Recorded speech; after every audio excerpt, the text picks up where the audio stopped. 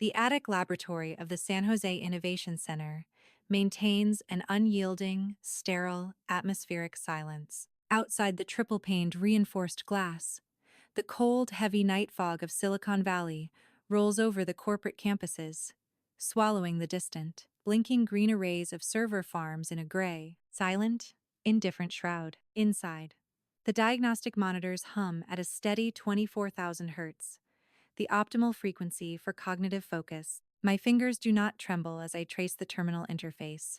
My respiration is perfectly deep. My pulse is exactly 61 beats per minute. Stable. Absolute. I do not look back at the events of that evening with the heat of a damaged woman.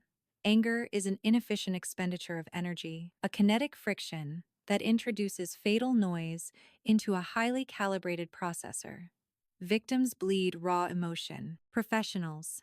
Audit systems. In a zero-trust architecture, every external entity, every remote connection, every peripheral device is fundamentally classified as a potential threat until explicitly authenticated. Human variables must be calculated with the exact same clinical distance. When my fiancé, David, wrenched my highest-level biometric identification badge from my neck, and his mother publicly designated me as a cheap, replaceable keyboard worker from the basement, my neural state did not shift. I did not experience a surge of adrenaline. Instead, I simply accessed the master compilation directory of the core repository and initiated the execution protocol for a total, permanent, sovereign erasure. The engagement gala at the Palo Alto penthouse was an exercise in synthetic capital. 2,000 square feet of polished white composite marble and climate-controlled glass. The room was congested with the managing partners of the top 3 venture syndicates on Sand Hill Road. They were drinking imported champagne, their laughter carrying the artificial high-frequency ring of people who trade in illusions. They were all here to buy into David. David stood at the center of the terrace, his custom-tailored Brioni suit pristine, his hair styled to project the precise aesthetic of a visionary tech founder. His smile was perfectly engineered for the corporate press. He was the charismatic CEO, the public face of an empire he had no capacity to build. To secure the confidence of the Tier 1 funds for the $50 million Series A round, scheduled for the following morning, his family had prepared a calculated tactical ambush. Midway through the evening, under the pretext of a family blessing, his mother, Victoria, presented a heavy, leather-bound folio. A prenuptial agreement, David whispered into my ear, his breath smelling of expensive scotch and desperate ambition. Just a standard legal formality, honey, to satisfy the board before we sign the investment term sheets tomorrow. I opened the document. I did not read the sentimental prose on the surface. I scanned the legal architecture, hidden beneath paragraph 4. Section 9. Under the deceptive title of marital asset harmony rested a total, unconditional, permanent transfer of intellectual property, an assignment of all patents, all source code, and all algorithmic libraries of the Auramed engine directly into a private holding company controlled exclusively by David. They were attempting to execute a hostile takeover of my life's work, disguised as a promise of marriage. I looked up from the document. I looked at David. His eyes did not carry love. They carried the raw, cold, calculating panic of a fraud who knew his valuation would drop to zero without my engine. I will not sign this, I said. My voice was a flat, low frequency that did not alter the acoustics of the room. I reached out, and with 3 slow, deliberate movements, I tore the legal assignment papers completely in half, then into quarters. The sound of the heavy paper ripping apart cut through the elite chatter of the room like a server failure. Victoria stepped forward. The aristocratic glaze on her face fractured into pure, raw, venomous malice. She was wearing a diamond necklace purchased with the initial research grant money my algorithm had secured. "You arrogant, little, ungrateful peasant," she hissed, her voice low, but carrying absolute destruction as she leaned in close. "Look around this room. Do you see these billionaires? They are here for David. They are investing in his lineage, his vision, his face. You are nothing but a keyboard worker from the basement. A tool, a line item. Software can be outsourced to India for $50 an hour, but a tech titan cannot be replaced. Do not flatter yourself. Anna, you are a commodity. David stepped between us. He did not look at me with apology. He looked at me with the cold corporate detachment of a manager, terminating a vendor. The system passwords have already been updated. Anna, David said, his voice dropping into a sterile, rehearsed cadence. Your access privileges to the central repository have been suspended by the board. As of 20 minutes ago, your biometric token is invalid. We have the compiled binaries, we have the user interface, we no longer require your presence. He turned to the two private security officers standing by the glass elevator. Escort this person off the residential property immediately. She no longer possesses clearance for this tier. The security guards moved toward my position. I did not flinch. I did not scream. I did not alter my stance by a single millimeter. To argue with an inferior entity, to demand validation from people who are fundamentally parasites, is to concede that their opinion possesses structural weight. It has none. I reached into the pocket of my coat. I withdrew my personal smartphone, slowly, deliberately. I opened the terminal interface and verified the local server status. David believes he has the compiled binaries. He believes that because he changed the password to the front door, he owns the vault. He has the business education, but he lacks the mathematics. He does not understand that the AuraMed neural net is an adaptive, living, diagnostic system. Without my unique, encrypted SynTruck signature to authorize the daily optimization cycle, the system automatically treats the environment as a hostile breach. It begins to decay. I looked at David one last time. I did not offer a threat. I did not offer a curse. I simply observed the desperation hidden beneath his $60 haircut and felt a deep, absolute, clinical pity for his impending ruin. I adjusted the collar of my dark coat against the rising wind. Then, I turned my back on the $50 million gala. I walked past the security lines, past the silent, stunned venture capitalists, and stepped into the glass elevator alone. The doors closed with a soft, automated hiss, and I descended into the freezing gray sungmu of the valley below. They believe they have locked me out of my own house. They believe they have stolen the key. They are entirely wrong. They have just locked themselves inside an automated trap, and the countdown has officially begun. The compression is total. The 24-hour cafe across the avenue is dark, cold, devoid of human static. Through the rain-streaked window, I can see the glass facade of the convention center, the bright, aggressive neon signs of the tech summit piercing through the Palo Alto fog. Inside that building, hundreds of people are gathering to celebrate an illusion. I do not open a social media tab. I do not draft an angry public exposure. I do not instruct my attorneys to scream into the void. True leverage does not make noise. Noise is the desperate, volatile signature of an entity losing control of its parameters. I sit in the shadow of the rear booth, listening to the rhythmic, mechanical, unyielding click of my own fingers on the mechanical keyboard. On the screen of my laptop, the encryption ledger is executing an automated terminal sequence. A single red digital countdown timer, ticking backward into the dark. 0小时02分14秒 0小时02分13秒 0小时02分12秒 Every digit represents the systemic death of his empire. 3 years. 3 years living in the uninsulated basement of the Palo Alto rental. While David maximized his social exposure on the upper floors, I look at my hands in the dull green reflection of the terminal grid. The skin around my knuckles is dry, worn down by thousands of hours of uninterrupted coding. The faint, permanent indentation behind my ears. The physical mark left by my studio headphones after 48-hour testing cycles. They viewed my isolation as weakness. They interpreted my silence as submission. They did not understand the nature of my education. They did not know about the independent, private, sovereign asset structure I established through my research grants, before David even learned how to construct a pitch deck. I did not build AuraMed to be traded like a luxury watch. I built an advanced, autonomous, neural framework designed to predict stroke patterns before the brain tissue begins to infarct. It is an instrument of life. It is not a currency for a fraud. My fingers trace the command line. I initialize the dead man's switch. The security architecture of Aura is not controlled by a static password. It is hard-coded into the deep infrastructure. It requires my unique, live biochemical telemetry, my specific voice frequency, my specific resting heart rate. If the master node does not receive my authenticated biometric ping every 24 hours, the entire database enters zero-trust quarantine. The clock reaches zero.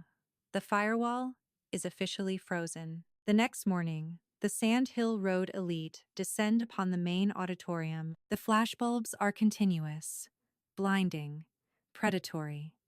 David steps onto the stage. His linen shirt is unbuttoned to the precise corporate specification. The $60,000 presentation graphics behind him glow with the name Aura Med.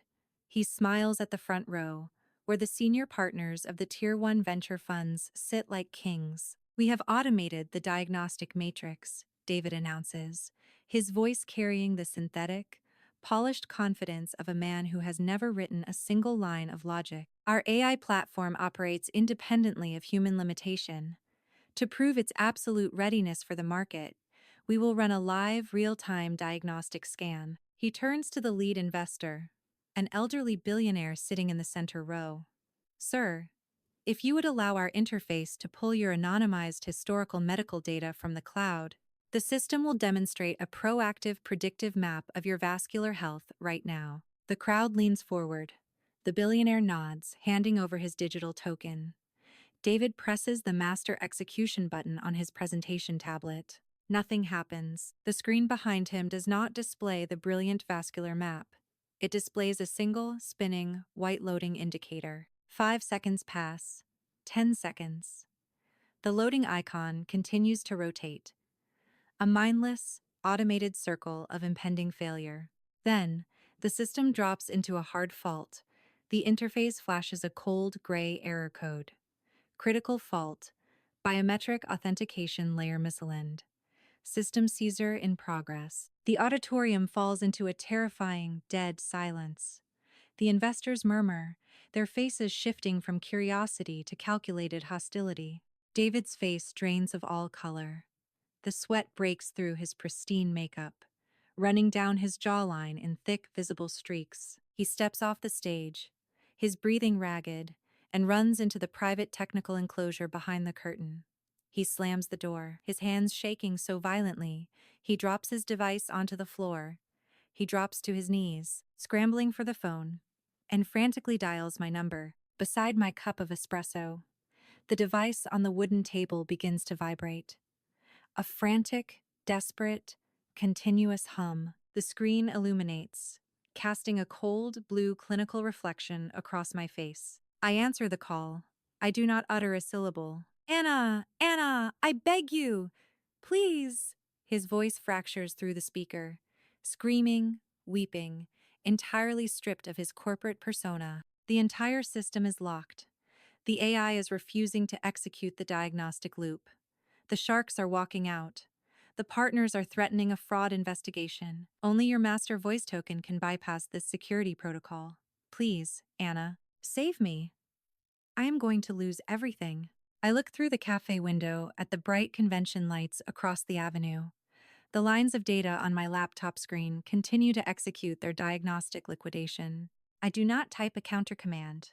I do not offer a verbal reprimand. I slowly extend my hand and lift the white porcelain cup. The espresso is dark, bitter, absolute. I take a slow, deliberate, silent sip. Then, with a perfectly steady hand, I reach out and flip the phone face down onto the heavy wood of the table, slamming the door on his panic, returning the space to the silent, unyielding tick of the countdown. They spent my tolerance as if it were an infinite credit line. They crushed the roots that built the system, then begged the gatekeeper to open an escape route when their structure went necrotic. Too late. The spring is compressed to its absolute maximum. The valves have seized. The latent phase is officially terminated. $50 million, evaporating in real time. The primary presentation screen on the main stage continues to spin its dead white loading indicator. The venture capitalists are already standing up from the front rows, their expensive leather chairs scraping violently against the concrete floor. David stands at the center of the podium, the blood drained entirely from his face, his skin turned the color of ash. His hands are shaking so violently, the presentation clicker slips from his damp fingers, shattering on the stage below. Then, the massive reinforced steel doors at the back of the auditorium fly open. The sound cracks through the panicked whispers like an electrical surge. The security guards do not move. They cannot move. I step across the threshold. I am no longer wearing the stained overalls from the basement lab. I wear a sharp, bespoke navy wool suit, perfect lines, zero friction. Beside me, the federal inspectors from the Securities and Exchange Commission and senior agents from the Cybersecurity Bureau. David looks up, his eyes wide with the sudden, suffocating realization that the keyboard worker he locked out the night before holds the terminal commands to his entire existence. I do not grant him a single word of personal negotiation. To debate with a parasite is to allocate resources to a dead process. I walk straight down the center aisle, my heels striking the floor with a rhythmic, mathematical, absolute cadence. I ascend the stage. I step directly to the core server node beneath the primary terminal. I plug my secure handheld encryption device into the physical port. The blue encryption lasers scan. Instantly, the massive 80-foot LED wall behind the stage fractures. The loading wheel disappears, replaced by a blinding, flashing, blood-red override screen. Access denied. Intellectual property theft detected. Every system credential associated with David's name is permanently purged from the network registry. Wiped clean. Liquidated. His operational access is officially dead. But the architecture does not simply lock the door. It initiates the transparency protocol. The high-definition audio arrays of the auditorium automatically activate. David's own voice booms across the room, crystal clear, unfiltered, echoing against the glass walls. Just sell this black box, Anna. I don't care how the algorithm runs. If there's a software bug down the line, we'll just blame it on engineering. The silence that follows is absolute, total, sterile. David falls to his knees, his hands clawing at the edge of the stage, his pristine suit ruined by his own sweat. I look down at him. My voice is a frozen, horizontal line of pure, clinical authority. You wanted to erase my name from the algorithm to play the role of a tech genius. With your arrogance.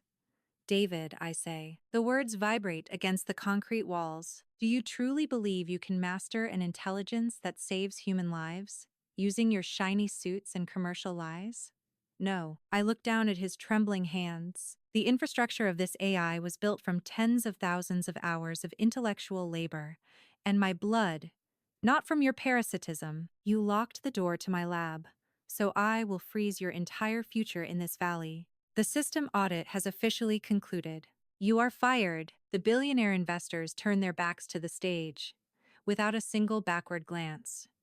The federal agents step forward. The heavy steel handcuffs snap into place around David's wrists right in front of the media cameras, dragging his broken, weeping body off the stage for gross commercial fraud and intellectual property theft. I look at the terminal.